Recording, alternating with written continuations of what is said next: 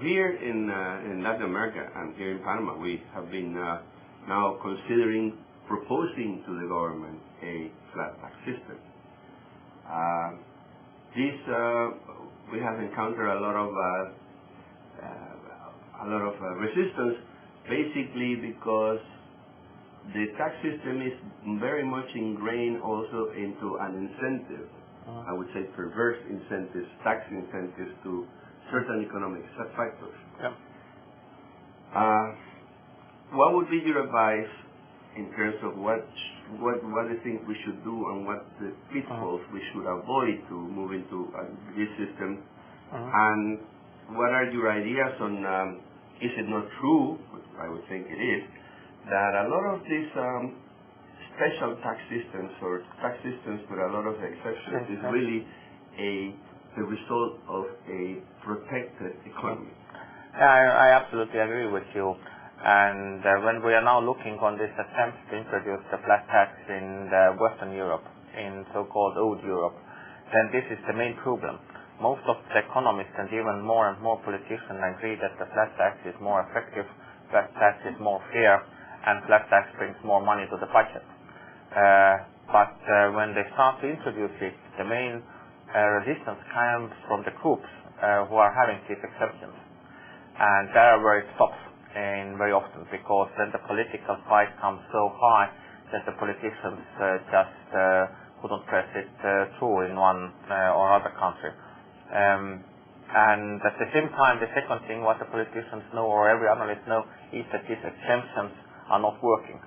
They are by the idea targeted to help some groups or somebody, but when you start to study the picture, then they are not helping them. There is very often very wasted interest. There is very distortion of the market.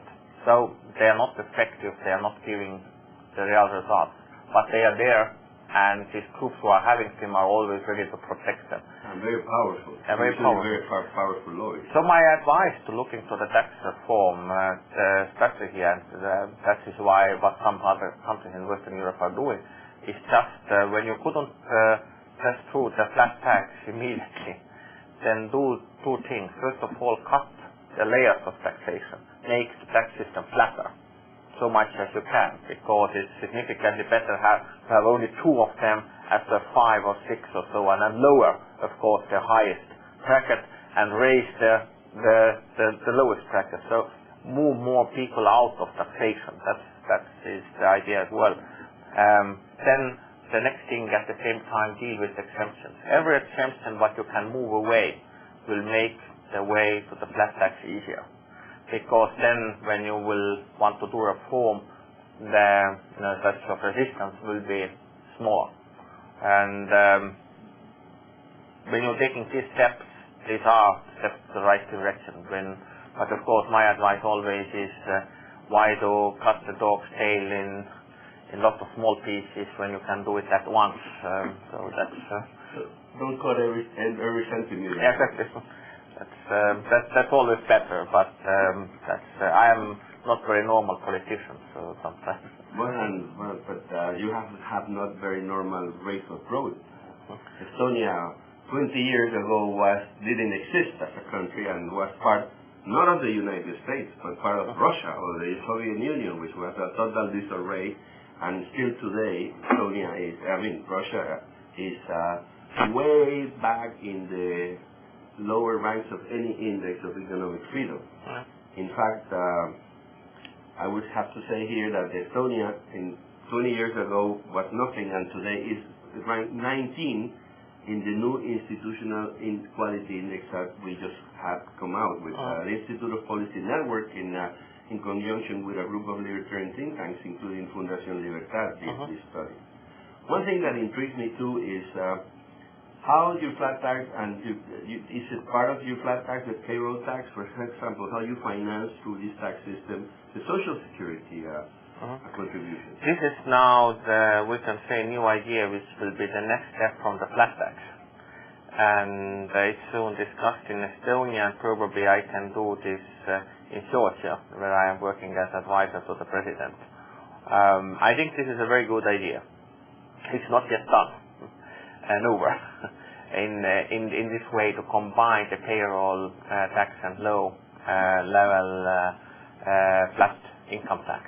But I think this is a very promising idea, and we will see how it goes. This is proposed in Estonia soon to have that kind of tax reform, and it's not only proposed, but it's now drafted as the first country in Georgia, which is having one of the lowest flat rate tax system in the world, again operating very well. And I think looking on the modern economy and looking on the problems what we have in Estonia, by example, in different areas, it can be quite good idea from my point of view. And I understand that your own pension system, your own somewhat of a challenge, because you inherit some pensions that you have to pay from the old regime, and there were people, as you were telling me earlier, people that were prisoners in Siberia for many years, and they could not pay to the system for a while, and then you would have, they deserve a better pension, and you're now financing this. How are you? I mean, is this system now a capitalization system, or no, how are you dealing with this? It's soon under reform process. So during my second government, we launched quite radical pension reform in Estonia, which is basing on the Chilean insurance model. So we can say in 10 or so years we will be moving absolutely to the new system. It's a process which takes 10 to 15 years time, and we are done in 5 years, and 10 years are ahead, then the transition will be over and we can move to the full insurance based system. But at the same time, I think there is always solution can be found, because this support, we can say, we can qualify this not as a pension but as social support, and this can be actually paid from the budget directly. It's not necessary to connect them in this way. So it depends from the decisions. It's harder when you have one pension system in place. For the Georgia it's easier because they are not having, because they were so collapsed 3 years ago that they didn't even have the pension system. They didn't have electricity. They didn't have the gas heat in the winter. They didn't have roads. They didn't have nothing. That was country which has been absolutely ruined. And now they are moving very well and very fast. But there are always solutions can be found. You can find 1,000 reasons why not to do some reforms. And nevertheless, the only good solution is to do them.